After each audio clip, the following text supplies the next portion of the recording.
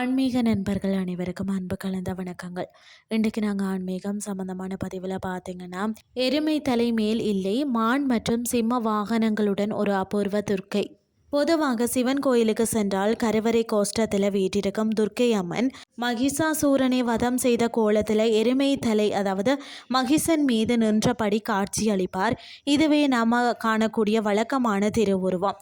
ஆனால் மயிலாடுதுறை அருகே உள்ள திருநனிப்பள்ளி அருள்மிகு நற்றுணை அப்பர் திருக்கோயிலில் நாம் ஒரு முற்றிலும் மாறுபட்ட உக்ரமும் கருணையும் நிறைந்த துர்க்கையை காணலாம்.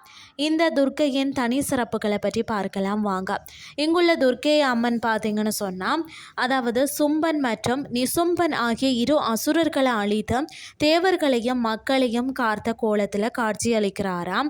வழக்கமான எருமை தலைக்கு பதிலாக தேவியின் அருகில் அவளது வாகனங்களான மானும் சிங்கமும் இடம்பெற்றுள்ளது.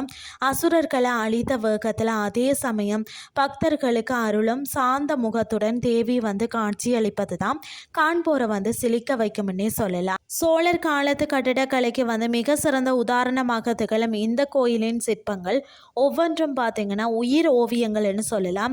இந்த துர்க்கையின் திருவுருவமும் மிக நுணுக்கமான செதுக்களை கொண்டுள்ளதுன்னே சொல்லலாம். ஏன் தரிசிக்கணும்னு சொல்லி பார்த்தீங்கன்னா, வெற்றிக்கு துணையாக இருக்கும் அன்னை இங்கு சும்ப நிசும்பர்களை அழித்த கோலத்தில் இருக்கிறதால நம்மளுடைய வாழ்க்கையில் இருக்கக்கூடிய தடைகளையும் மறைமுக எதிர்ப்புகளையும் நீக்குவார் என்பதுதான் பக்தர்களின் அசைக்க முடியாத நம்பிக்கை.